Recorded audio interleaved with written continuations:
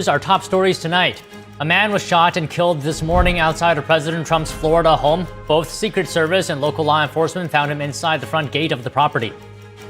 One of the world's most wanted drug lords is dead after a Mexican military operation. We have more on the death of powerful cartel leader El Mencho. Over 8,000 flights canceled for Sunday and Monday as a blizzard slams northeastern. We have up-to-date details. The TSA says its pre-check program is still operational. That's despite earlier plans by the Department of Homeland Security to suspend the program due to the ongoing DHS shutdown. President Trump saying on Truth Social that he plans to raise global tariffs from 10% to 15%. This comes after the Supreme Court ruled to strike down the use of the tariffs under the International Emergency Economic Powers Act. The U.S. men's hockey team wins gold after defeating Canada at the 2026 Winter Olympics. The feat ends a decades-long Olympic drought for the U.S. men's team.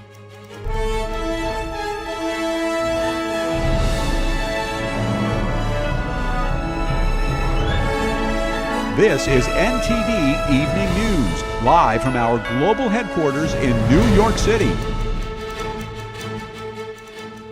Good evening, and thank you for joining us tonight. I'm Don Ma. A 21-year-old man was shot and killed by law enforcement inside the security perimeter of President Donald Trump's Mar-a-Lago estate. Authorities found a shotgun and gas canister near the suspect. Law enforcement says the suspect was found inside the property's front gate at around 1:30 a.m. Sunday morning. A deputy from the Palm Beach County Sheriff's Office and 2 Secret Service agents confronted him.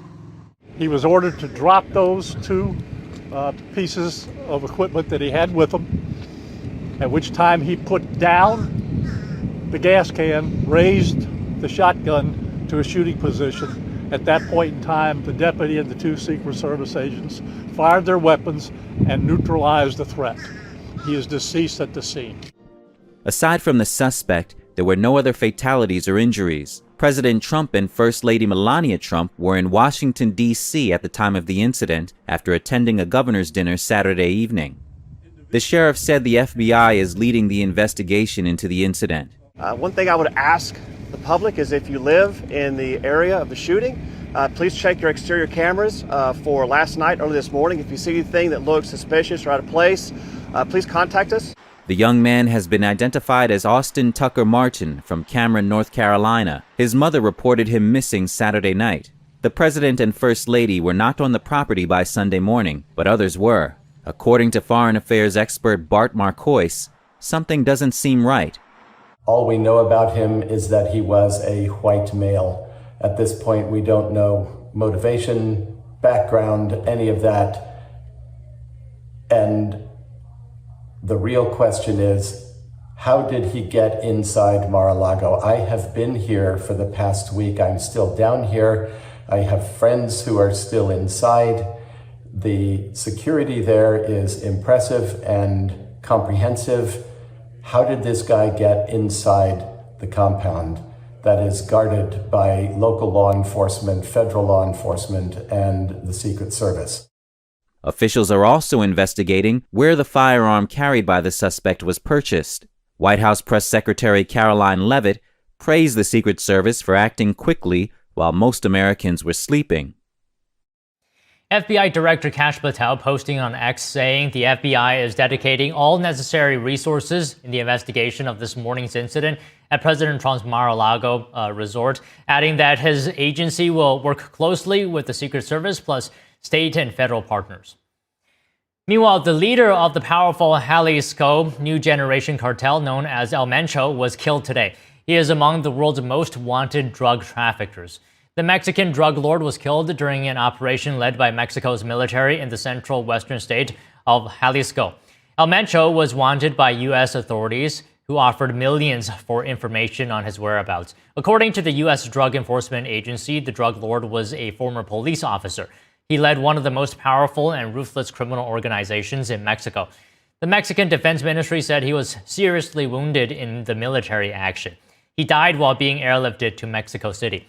The ministry said several armored vehicles and weapons, including rockets, were seized. The U.S. State Department issued a shelter-in-place warning for U.S. citizens in major Mexican cities today. Mexico said the U.S. provided intelligence that helped the operation. President Donald Trump says he is sending a hospital ship to Greenland to provide medical assistance. The offer, however, is declined by Nuuk. Trump saying in a Truth Social post yesterday he is working with Louisiana Governor Jeff Landry, the special envoy to Greenland, to send a hospital boat to the Arctic island. The president says the ship is on the way to, quote, take care of the many people who are sick and not being taken care of there. Trump accompanied his post with an illustration of the USNS Mercy, a Navy hospital ship. In response, Greenland's prime minister saying today it's going to be a no thank you from us. He says the idea has been noted, adding that Greenland has a public healthcare system which is free for citizens.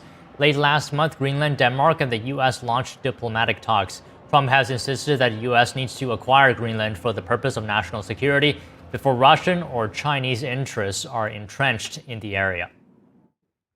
Next, get out your snow shovel and warm up that snowblower. A powerful winter storm expected to slam the Northeast. NTD Sean Marshall brings us the latest. Just as the snow finally begins to melt in New York City, another big storm is headed across the Northeast. States and major cities are declaring snow emergencies for a potentially historic storm. The high-impact nor'easter has begun moving into parts of the Northeast with blizzard conditions, heavy snow, and strong winds. Millions of people throughout metros from Philadelphia to Boston are being warned of treacherous blizzard conditions, with those warnings extending from Delaware and eastern Maryland on through New Jersey, New York City, and some parts of New England.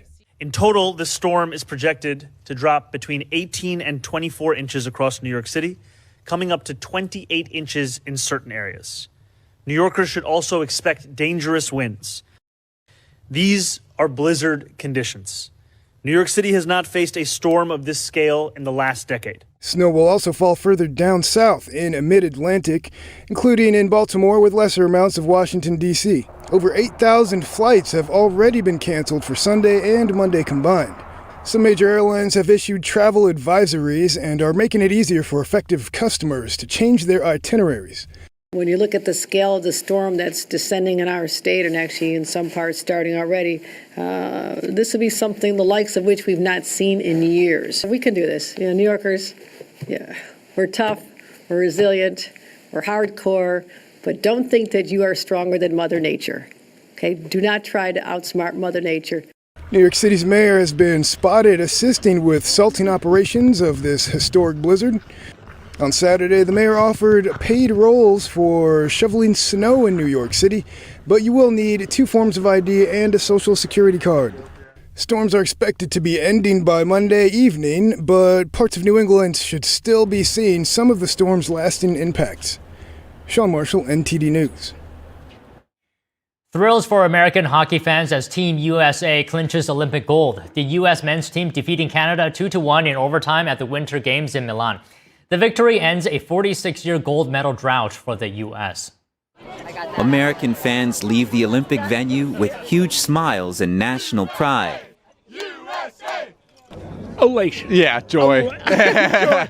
But I tell you, it was just a great game to watch. I mean, because you know you're watching history, right? And years from now, people will talk about this game. And we can say we were there. Yeah, so absolutely. Because Canada played so well through most of the game. And, you know, things happen and you get lucky too. But it was a great game all in all. And get a little teary-eyed. It's an emotional moment. President Donald Trump posted a congratulatory message to the U.S. team on Truth Social. Canadian fans are understandably disappointed, yet still hopeful. Your heart just sinks a little bit. Like you said, it was pretty fast. So you have 20 minutes of game, but you know it's sudden death, and then we just suddenly died in that moment. Disappointed. I think probably most Canada fans are. A lot of us probably feel like we should have won that game. Yeah, Canada played really hard. Ultimately, do I think that it's still our sport? The answer is yes. The last time the two national teams met was for the Four Nations face-off last year. Canada beat the U.S. for the trophy. Then Canadian Prime Minister Justin Trudeau tweeted, "You can't take our country and you can't take our game." The first part, a reference to President Trump's wish to make Canada a part of the U.S. In response, the White House tweeted a picture of an American bald eagle pushing a Canada goose into ice. Okay, staying with the historic U.S. men's Olympic hockey win, we're joined by AJ Bruno, sports analyst and hockey fan. AJ is in New Jersey now under the snowstorm. So AJ, before we get to the main topic here, I understand you're feeling the impact of the snowstorm. Maybe you can just tell us what the situation is right now. Yeah, Don, I got very unlucky to start here. One of the first power outages. Hopefully it's not for too long, but the road isn't too bad yet. It's supposed to be much worse later. The wind's supposed to be 55 miles an hour. So it's not, horrific yet, but somehow a transformer blew. And so I'm joining you from the dark ages, but glad to be here either way. Yeah, I really appreciate it under those circumstances. But, I thought the winter snow was over. It was starting to melt in the past couple of days, and now we get this storm. I hope the snow doesn't accumulate. I'm just hoping for that. But thank you for joining us. Now, on to the hockey game. How do you feel about this win? This some are saying historic defeat of Canada by the United States. It's a huge game. This American team was talked about being extremely good. They were a slight underdog, but it was going to be a close game no matter what. And I think for anyone who saw it today, this was an intense, hardly fought game. But there was great goalkeeping, and then, of course, the clutch win in overtime. So this team was just as good, really, it was better than the Canadian team, right? Because we won the gold at the end of the day. This is obviously huge. There hasn't been an American gold medal in hockey since 1980. It's been a very long time coming. And to beat the team, which is, the preeminent favorite, like someone said in your piece there, it's their sport. Well, I guess so, but now I guess it's our sport. But it's great to see the U.S. team win. I think it's a huge moment, not just for sports and hockey fans, but it's a moment of pride for the U.S. And to see that close out the Winter Games, I think was really wonderful. Okay, so you're saying now it's the U.S.'s sport. Do you think this is perhaps a turning point then for the United States in terms of future gold medal wins? The Canadians are always going to be good at hockey because it's frozen there, right? Everyone skates before they can walk. But I think that the sport here is, it's not as popular as other sports, right? But it's big. There's been a lot of elite development, especially with some of these younger players. So you saw this team really play better than they have in several Olympics since we almost won in 2010, right? So, that's what I hear. There's really an elite group of American players. They outplayed the Canadians. They beat the Canadians. So going forward, I don't see why not.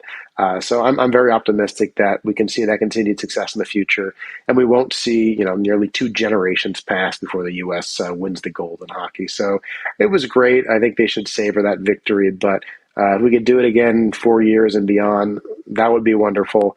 And I'm optimistic that it could be the beginning of hopefully more success to come in much smaller intervals of time. So what do you think is the biggest contributing factor to the U.S. beating Canada in this game? Some are praising the goalie for the U.S. side. Which player had the best performance as well? Yeah, for everyone who watched it, it was the goalkeeping. It was an aggressive game, very aggressive game by both teams, especially Canada. They had the momentum for a lot, and it was the goalkeeping that kept the U.S. in the game because he was pressured that entire time. And gave the team the opportunity to win it in overtime. So if it wasn't for the phenomenal goalkeeping, I think we would have lost this game. So everyone did their part, right? But at the end of the day, it's a hugely important position in hockey because if you're letting these pucks get through an extra goal or two, that makes all the difference. And in this game, it did. And so we saw. I think most people agree he was the MVP, hands down. All right, what do you say about Team Canada's performance here? Look, I'm not going to bash them. If they want to compete as Americans next time, they'll run as our state. Feel free. But look, it's always been their sport historically. They played a very intense game. It was a very defensive game. But you could see both teams really wanted it. Like this was, I've seen NHL games. It was nowhere near this intense. This was played like a gold medal game. It was exciting. It was. For anyone who watched it, I don't think they were disappointed. So, Canada, I think, left it all on the ice too. But at the end of the day, the U.S. got it done, and it was 2-1, right, in overtime. So it was hanging by a knife's edge. Team USA was able to win it, not to take anything from Canada, great players. They were obviously very disappointed by the silvers. You could see it on their face. Not too many happy faces. But yeah, they played great, but our guys played better today. And at the end of the day, that's what counted. Obviously, their captain was out too. I'm not sure how much of a difference that made, but we got it done. And yeah, like I said, both teams played fantastic, but U.S. just a little better today. So maybe you can just take an educated guess here. What is your feeling on how Canadians are feeling about this? Because as you mentioned numerous times, that this is their sport, right? And they've, as long as I can remember, I mean, I haven't been following this for a very long time, but Canada has always beaten the U.S. In these Olympic hockey matches. But this is a historic loss for Canada. Yeah, it's big, right? I mean, we last won against the Soviet Union in 1980. That's how long ago it was. Like I mentioned, 2010 in Vancouver, also the U.S. and Canada in the finals.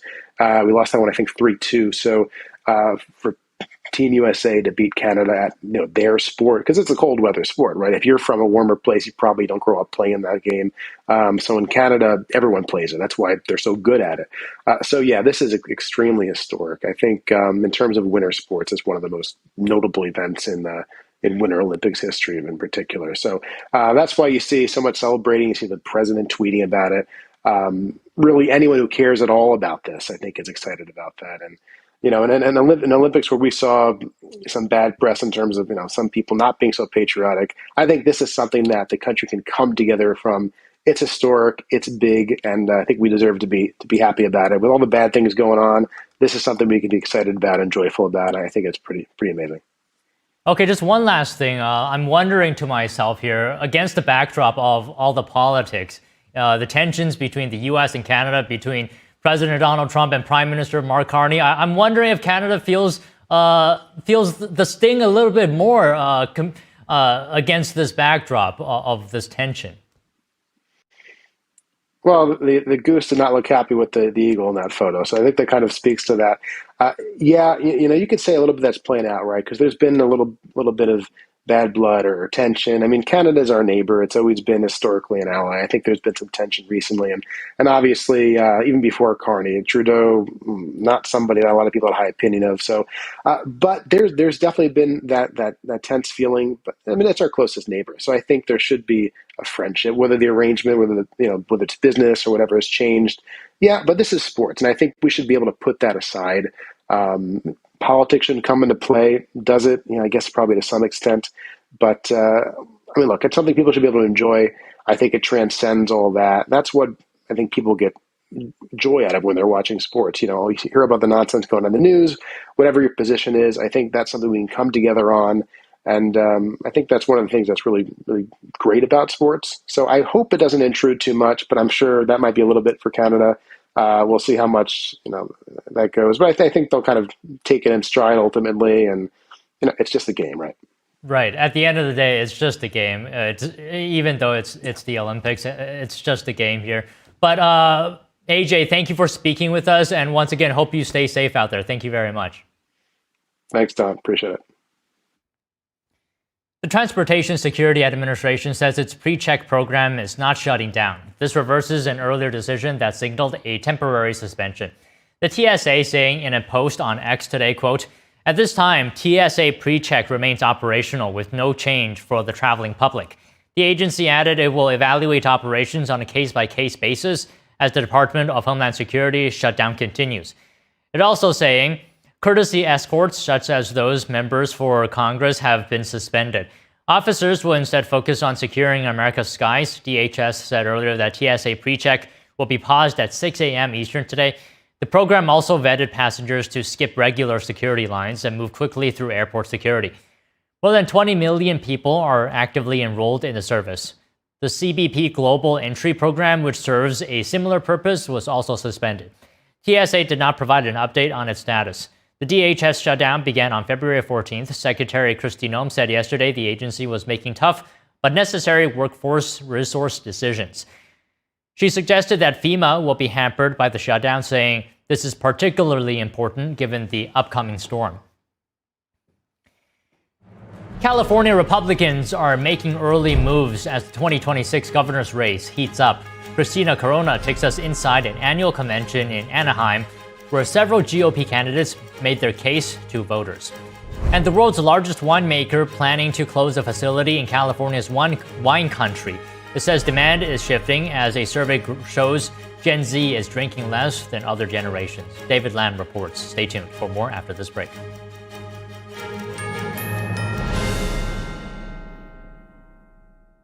According to ancient Chinese medicine, purslane is considered a medicinal herb and is used to help lower cholesterol, improve vascular functions, and prevent diabetes. Perilla seeds can nourish the lungs and spleen. It is used to treat asthma and improve pulmonary functions. Puritang green vegetable omega-3 is made from purslane and perilla seeds from Hwangmae Mountain in South Korea. It contains over 90% of omega-3, 6, 7, and 9, the highest concentration possible without chemical additives. The soft gel is made of natural seaweed. It is 100% organic and vegan. Both adults and children can take it with peace of mind. Ancient recipes were passed down from heaven to bring prosperity and longevity. Puritang green vegetable omega-3.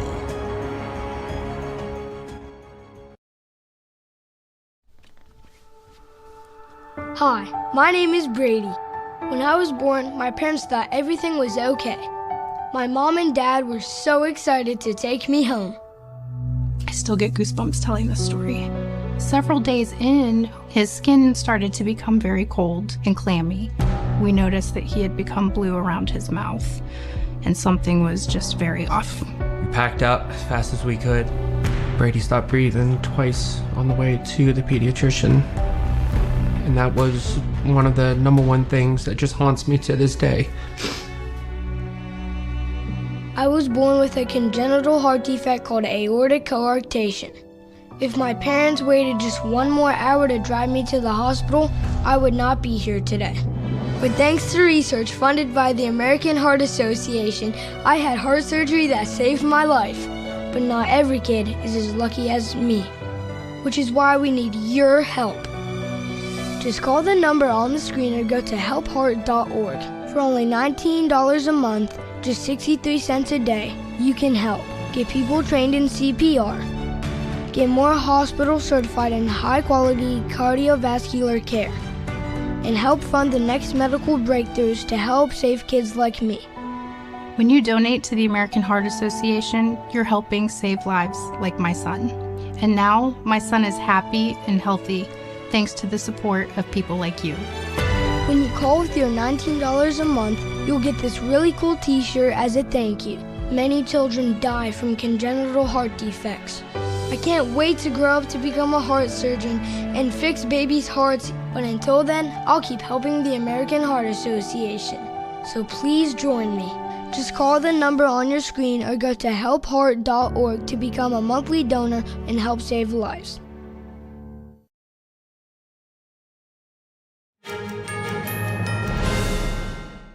President Trump saying on Truth Social that he plans to raise the global tariffs from 10% to 15%. This comes after the Supreme Court ruled to strike down the use of tariffs under the International Emergency Economic Powers Act. Joining us now to discuss is Christian Briggs, economist and CEO of Hard Asset Management. So good afternoon. Thank you for joining us today. And as you know, the president called the ruling ridiculous. He said during that press briefing, he said he can destroy trade, basically, but he can't charge a little fee. Can you just talk to us about this? What are you thinking about this ruling? Well, first, thanks for having me, and it's a great topic. So the constitutionality of what President Trump was trying to use in this terms of being imposing the tariffs was something a little more outside the conventional box, let's say that. But it wasn't without good reason. So what President Trump did was he utilized the value of I call it the emergency context. It's the context of that. It's kind of a catastrophic event. You know, people are talking about the debt and the deficit and trying to be able to make fair trade a lot more palatable for the trading partners that we have and for the United States. In other words, he wanted a level playing field. The bottom line is he went through all of these hoops to be able to create a level playing field. The Supreme Court was probably not out of the box when I look at things like the ACA back in the day, the Affordable Care Act. People said, oh, you can't do that because of the interstate commerce law about taxation across the state lines. And Roberts said, no, we could do it. And then the Supreme Court came back and looked at this and said, you know what? We're not going to give it to the president because the constitutionality is going to come into more of a play here. In other words, it's going to be first and front row, the reasoning behind our decision. Even though I believe that many of the justices thought what President Trump was doing was the right thing for the country. But now he's got to kind of circumvent it again. I think Monday he's going to come out with a whole new plan. Okay, so, at the end of the day, Christian, do you think this ruling is good for the economy, bad for the economy, somewhere in between? Is there going to be much change after this? Well, it's going to be good for the country that we maintain constitutionality within the way the Supreme Court looks at every piece of legislation or an executive order, because an executive order is legislation until the Supreme Court either yays or nays it.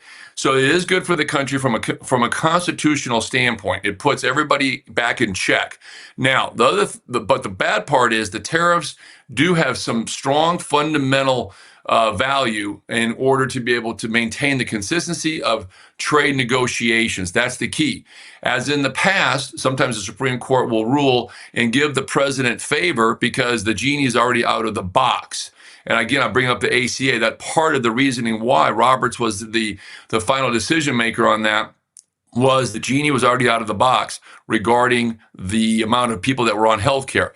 So this ruling is good for constitutionality. It's good that President Trump now has some type of understanding, the borders, if you will, about where he can play within and kind of what the Supreme Court is telling him, you can't go past this. So come tomorrow, Monday, I think what we're going to do is we're going to have a new set of versions of how he thinks the tariffs can stay in place. And the economy needs these tariffs in a sense because it makes our domestic manufactured goods more appealing, less expensive, and it encourages international manufacturers to come to America to avoid the tariffs and bring that manufacturing back within the United States. Okay, so on that note, maybe you can elaborate a bit more on the impact that these tariffs have had on the U.S. up to this point, to the ruling. Okay, that's a great question. I'm glad you asked that one because a lot of people kind of miss the value of the pros and cons on the tariff. So good question. Let's talk about that. The pros are that we have actually increased already the presence of domestic manufacturing from international trading partners. This is a fact. Whether it's automotive, whether it's making just small little widgets, whatever it is, that's already increased. Jobs are starting to come back to America, both from internal manufacturing as well as international manufacturing that's either expanding here or coming here altogether. So the good parts of the tariffs are as follows: increasing competitiveness within domestic manufacturing. Import prices are still high, so it makes domestic products more attractive. It encourages the economy to be able to look to manufacturing as the next wave of GDP growth. Now, the downside of tariffs, and there are some downsides, but it's not the kind of downside that people look for long term. The internal amount of tariffs that are being charged to the American people is about $150 billion right now that people have paid in additional costs for those goods. Now, those things range from different things, but knowing that that imported parts or imported items have about $150 billion now in additional costs that the American people did pay. The question is how does that $150 billion impact the economy or impact the bottom half of America? Because that is the amount of money that these people, because if you're making quite a bit of money, those tariffs don't have quite the disadvantage effect on incomes or people's discretionary income as it does the bottom half of America. However, I've said this before, whatever we may pay a little bit more in tariffs on the bottom half can be offset dramatically by wage increasing. And how do we get wage increasing? Manufactured jobs. So what Trump's saying is, look, a little pain right now on the tariffs for long-term gain, and the gain is going to be significant, I believe, in the second half of this year. But 27, we could have that 4 and 5% GDP consistently because manufactured goods has the largest amount of impact in the economy, period. So, Christian, I'm sure you're aware of this. On the day that this was announced, Friday morning, stock markets had a little bump up immediately following this news. Can you just talk to us as well about what investors are thinking? Yeah, okay, let's talk about that. I did notice that as soon as the Supreme Court came out with its ruling and then gave the White House kind of the perimeters that it would need to be working within the context, the market took that as saying it wasn't a full-blown, you can't do tariffs, you just can't do tariffs in the way of which you're trying to do them.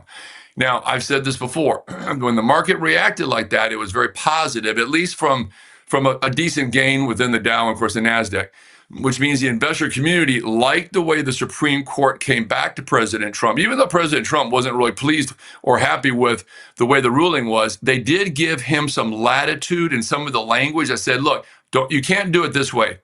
However, there might be some other ways in which you can do it, unless, of course, you go right to the legislative body, which is Congress, and get the permission and get them to say, yes, we're going to vote for these tariffs because, in a sense, it's taxation.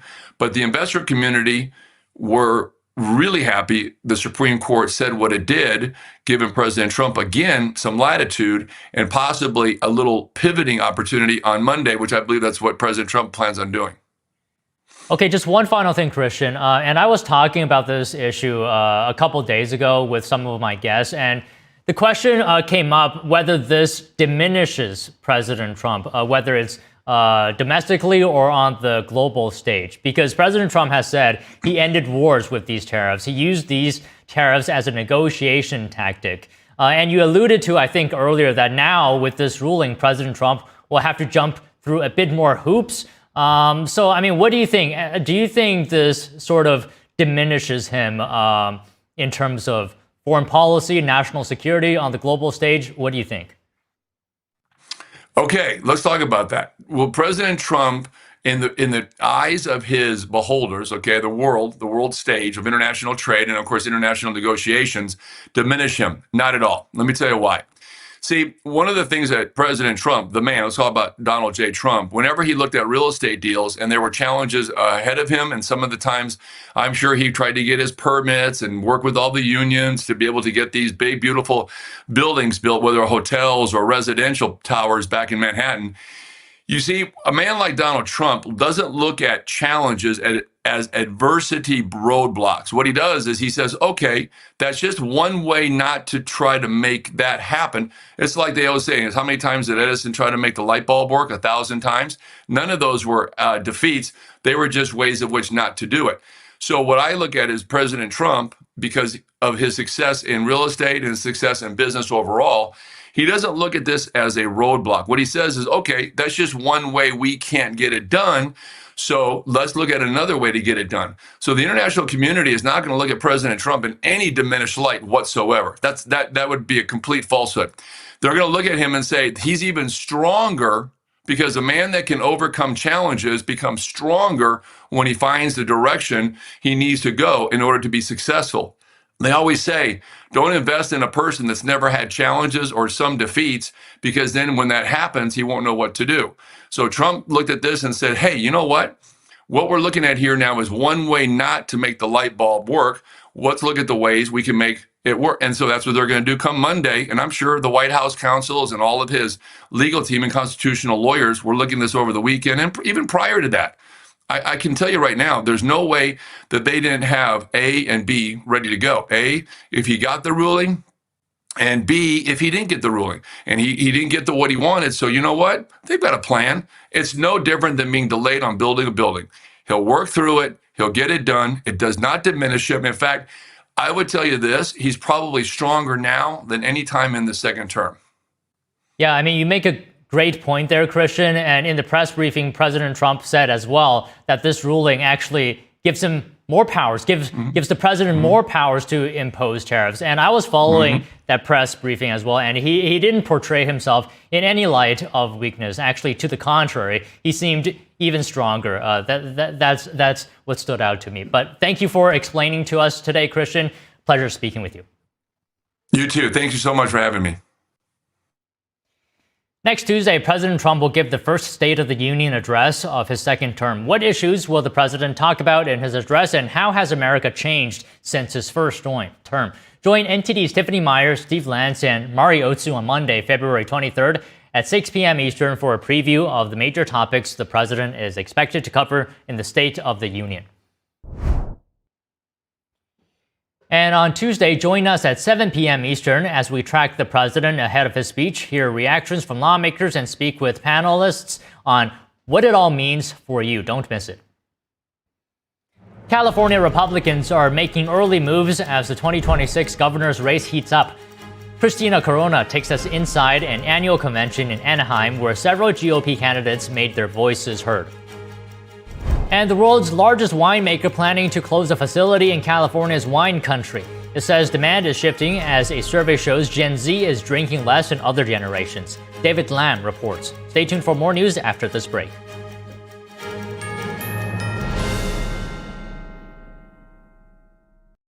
I go by Jackie. I'm 44 years old. I had 3 kids at the time and single mother. I was working 60 hours a week. Still couldn't pay the bills. Skip meals so that they could eat. It's been hard because one thing falls into place, 10 things fall out of place. You know, I just can't do this alone and make it work. 1 in 5 children face hunger in America, and food costs are rising. But everyone needs nourishing food to thrive, and they can when we work together so our neighbors can feed their families. Call or go online right now to join Feeding America with your gift of just $19 a month, only 63 cents a day. Together, thanks to a nationwide network of food banks, dedicated volunteers, and the monthly support of people like you, we can fill plates with nutritious food for families across America. One day my mother came over to my house and said, "There's a meeting at the pantry." I said, "Okay," and I went. There were some ladies in there. They were from the food bank. They asked several questions. Some of those were about me and my story, but it helped me to open up a little bit. We're getting closer to the day when no one in America faces hunger, but we can't do it without you. Call or go online now. Visit helpfeedingamerica.org and give $19 a month, just 63 cents a day. 98% of donations go directly to help millions of people facing hunger, from coast to coast and in your own community. And when you give by credit card, we'll send you this exclusive canvas grocery bag to show you are a part of a movement of supporters working together to help end hunger. I have people that I can trust. I have hope. Please call now or make your monthly donation at helpfeedingamerica.org, and your gift can double in impact. There is a road laid out for me. Boxes everywhere. And this is going to be Addie's room. I am blind, you're really going to like it. I hope so. Yeah. I know this road is there for me. There is a long way. First night here, but Amy seems cool. The way it's down by the river. I am blind, but I need not see. I got this. I know this road is there for me. Okay. If I'm really free, take me down to the river and wash me.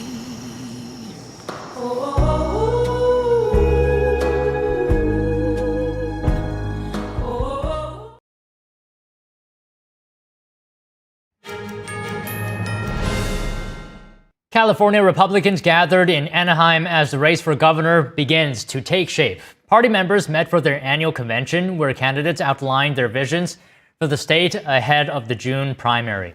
NTD's Christina Corona reports from Anaheim, California. The California Republican Assembly held its 2026 annual convention at the Hilton Hotel in Anaheim. Members elected party officials and debated key resolutions ahead of the 2026 race. Several gubernatorial candidates, including former Fox host Steve Hilton and Riverside County Sheriff Chad Bianco, also spoke at the event. The convention comes as Republicans begin positioning themselves for the June primary. Candidates outline their priorities on issues ranging from homelessness to public safety. Among them, former Fox News contributor Steve Hilton addressed the crowd. He currently leads the race. Common sense and sanity on homelessness. It's very simple. One, enforce the law. It is illegal to live and camp on the streets. It's always been illegal. If local leaders won't enforce the law, I will. I will use state law enforcement resources to get people off the streets. Number two, get them into mental health treatment. Number three, get them into addiction treatment. Hilton also outlined plans to cut state spending and reverse policies he says have driven up costs. We are going to end Gavin Newsom's outrageous $20 billion a year free healthcare for illegal immigrants. So we cut healthcare costs and wait times for Californians. He also focused on boys and girls sports. Common sense and sanity in California. What are you talking about, biological boys and girls sports? How have we put up with this for so long? How have we put up with it for so long? We save girls' sports in California and save our society from the outrageous obscenity of boys and girls' sports and locker rooms and spaces. Riverside County Sheriff Chad Bianco centered his campaign on public safety. For public safety, we will actually make crime a crime again in this state. Every single prison that Newsom closed, there's 5, he's about to close 2 more, I will reopen on day 1. Bianco also addressed water policy and agriculture. If the government controls our food and our water, they control the people. And that's what we have right now. With me as your governor, we will build many dams and reservoirs to hold surface water. We will provide farmers with 100% of the water that they need for their agriculture. Gubernatorial candidate, pastor, and author Shen Yun of Pasadena says his campaign centers on faith. Because the real issue is a sin problem, it's a rebellion problem against God. God is nowhere in the picture in Sacramento. And I want to bring God, and that's why I'm running on faith, family, and freedom. I'm bringing God back into Sacramento, back into the state of California. Businessman and gubernatorial candidate Leo Zaki turned his attention to election integrity, criticizing the state's vote counting timeline. Because it's about who counts the vote, right? That's why we need 36 days to tabulate the vote with unsolicited mail-in ballots, which is why we're going to put a stop to that. We're going to make sure that California voters get it done in 1 day. Get it counted that night with records to account for every single thing. County officials will begin mailing ballots on May 4th for the June 2nd primary. Reporting from Anaheim, California, Christina Corona, NTD News. The world's largest winemaker is planning to shut down a facility in California's wine country. The producer says it's rethinking its long-term strategy. A survey shows alcohol consumption declining among Generation Z. NTD's David Lam has more. Is the wine industry winding down? Gallo, the largest wine producer in the world by volume, plans to close down one of its facilities in California. Almost 100 workers are being laid off at several wineries and tasting rooms in Napa County and Sonoma County, regions known for luxury wine tasting and tourism. The company made the announcement on February 12th, and the cuts will be effective by April 15th. Employees will receive support and opportunities within the company. The company says Gallo is aligning parts of our operations with our long-term business strategy to ensure we remain well-positioned for future success. As part of this process, we made the difficult decision to reduce certain wine country operations. These changes are driven by market dynamics, evolving consumer demand, and available capacity across our wineries. Gallo was founded in 1933 by 2 brothers and is the largest family-owned winery in the U.S., owning over 100 different wine labels. Gallo closed the winery last September, resulting in the loss of almost 50 jobs. Non-alcoholic wine and beverages have entered the market, displayed alongside vintage wines at major trade shows in Paris. It's a growing market, and I would say it's not a trend. It's here to stay as people are more mindful of their body. People are more watching about the consequences of alcohol. If you drink today, you probably have headache tomorrow, and they don't want it because you need to function. You have kids, you have a job, so yeah, it's a performance society, so more and more mindfulness is becoming an issue, and it will stay. From 1997 to 2023, at least 60% of Americans reported drinking alcohol, but that percentage has fallen to 54%, according to an August 2025 Gallup poll. I don't really see people drinking wine like my age. It's either like tequila or like vodka. It definitely damages your liver early stage. Like if you become like an alcoholic, don't drink. Just be safe, I guess. Do whatever you want, but be safe. Don't drink and drive. David Lamb, NTD News, California. And now I'm joined by Vital Signs host Brendan Fallon. Vital Signs offers natural and nutritional ways to optimize health, including preventing and treating cancer.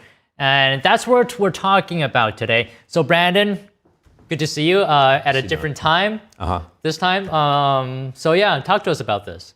Well, there's different reasons to be concerned about cancer. We've seen the rate of this rise, particularly certain types of cancer like colorectal cancer in younger cohorts, and that is a matter of concern. So the question is what can be done to, in the case where someone has cancer, to treat it, and also the steps taken to prevent it earlier on. So I understand you brought a couple of clips with you today. Would you like to introduce one of them?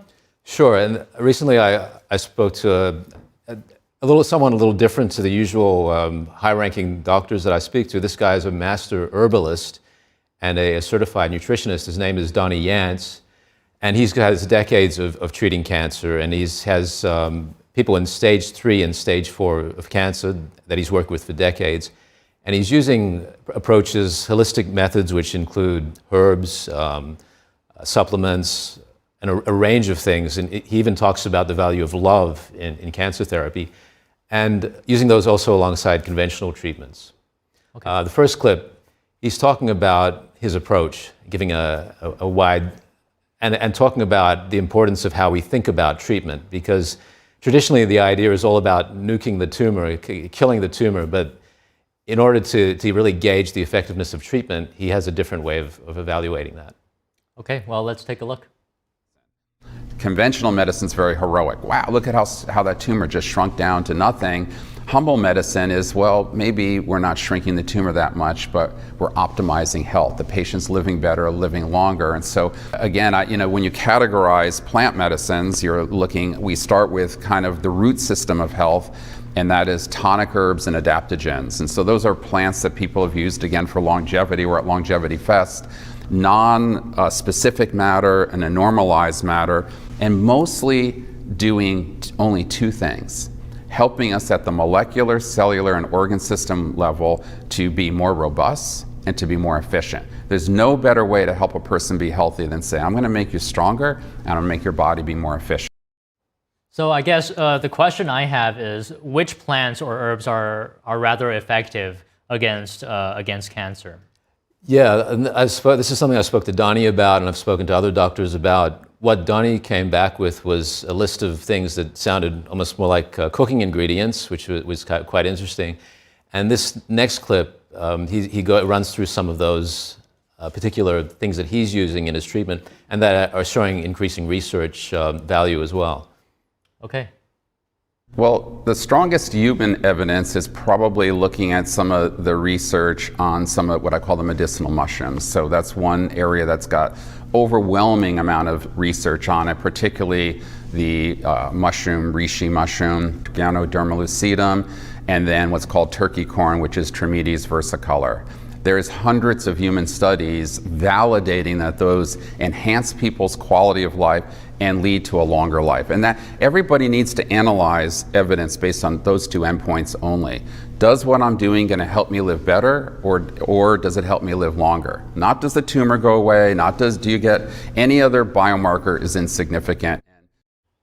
So did he mention other effective holistic treatments against cancer as well in that interview? Yeah, he did, Don, and he mentioned some that I've heard mentioned a number of times by high-profile oncologists, holistic oncologists, people who are combining conventional medicine approaches like chemotherapy, radiotherapy, with nutrients and also herbal treatments. One of the things he talked about was elevating zinc level, because what happens in cancer very commonly is that copper will rise very high because the cancer cells are using that, and the zinc will drop low. And health is very dependent on this correct ratio of those two things, copper and zinc. So one approach is to elevate the zinc levels when someone has cancer. Another thing you spoke about, which I've heard mentioned before, is vitamin D, getting vitamin D levels up. And part of the reason for this is because that the immune system is very instrumental in a person's prevention and also how they're going to be able to deal with cancer. And vitamin D is an instrumental component of the immune system. Okay, so is there another clip or? Yeah, we still have another clip there, yeah. Don. Let's take a look at the next clip. I work with plants that a lot of chemotherapeutic drugs are made from. You know, you look at the Madagascar periwinkle plant. 3 chemo drugs come from that. Vincristine, vinirabine, and vinblastine. 3 drugs come from one plant. So why not give the whole plant, which has, I think, over 70 alkaloids. Taxol, big chemotherapeutic drug, that comes from the Pacific Yew plant, which is where I live, that has 27 taxines in it. All the taxines have anti-tumor effects, so why not combine the whole plant with all of the taxines with the drug? So Brandon, if people would like to know more about these methods, these herbs, where would they go to find more information about these approaches? Sure, I mean, they can look up Donnie online, Donnie Yance. He has a website, donnieyance.com, I believe, and all that information is laid out there. He has a specific method he uses, a whole systems method, employing all these different things. They can also go to ntd.com, look up vital signs in the shows tab, and look for the full video. Right, and I was just going to tell our viewers you can watch more on Brandon's show, Vital Signs, on NTD.com. He's got great stuff on that channel, so make sure you guys take a look.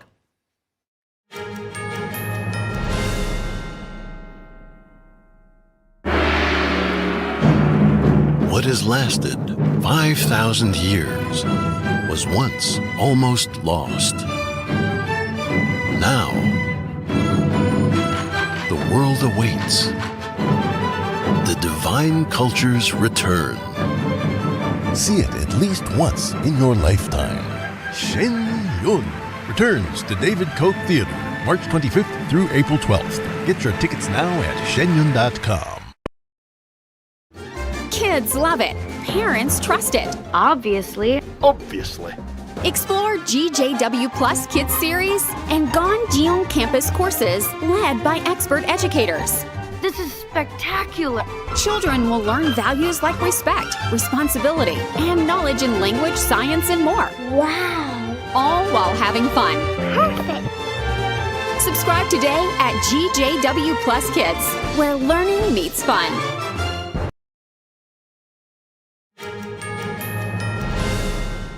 U.S. figure skater Alyssa Liu going viral after ending a 24-year gold medal drought for the United States at the 2026 Winter Olympics. Liu hopes to share the spotlight with her father, Arthur Liu, who escaped communist China with nothing and established his American dream. NTD's Flora Hua brings us this story. So my father was one of the student leaders in the Tiananmen Square protests, and obviously, he had to escape China. This is when Alyssa Liu shared her father Arthur Liu's story during an interview with ABC 10 in October. We spoke to her father earlier this week to learn about his journey. In the spring of 1989, I organized all the demonstrations in Guangzhou. In the summer of 1989, Chinese college students launched unprecedented protests across China, hoping the communist regime there would reform and build a more fair, transparent, democratic political system. Arthur Liu, a graduate student at the time, organized the demonstrations in southern China's Guangzhou, where he was studying. We really didn't want to overthrow the Chinese Communist government. I personally just wanted them to change. The CCP ordered tanks and troops to suppress the unarmed protesters. Many people died. Liu escaped China and began a new life in the United States, but he didn't forget the Chinese people still living under the CCP's tyranny. And he came to America, and he continued to organize protests here in front of the Chinese embassies and stuff like that. Alyssa is the oldest of Liu's 5 children. Her father says she cares about the human rights situation in China. She understood why I protested against the Chinese government, why I had to flee from China, and how I came to America. I think she really appreciates my life story, that in some ways she's fascinated about my life story of coming from China with nothing and rebuild my life in America.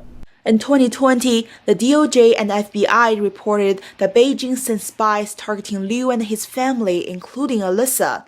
But that didn't stop the family. Alyssa Liu still went on to compete at the Beijing Winter Olympics with the intensified security protection from the U.S. State Department. That's the story of Alyssa Liu's father, who dedicated enormous time and resources to her figure skating career since she was little, and also educated her on the human rights situation in the country he once called home. Flora Hua, NTD News. Italy bid farewell to the Winter Olympics tonight. The ceremony is being held in an open-air Roman amphitheater in the heart of the northern Italian city made famous as the setting for William Shakespeare's play Romeo and Juliet. The games have been spread across a large area of northern Italy, and Olympic cauldrons have burned in Milan and Cortina d'Ampezzo since the games opened on February 6th. This will be extinguished on Sunday but reignited for the Paralympics, which run from March 6th to 15th. For round-the-clock coverage, visit ntd.com/live or download our NTD app. That's all for tonight's news. Thank you for tuning in. I'm Don Ma. Good night.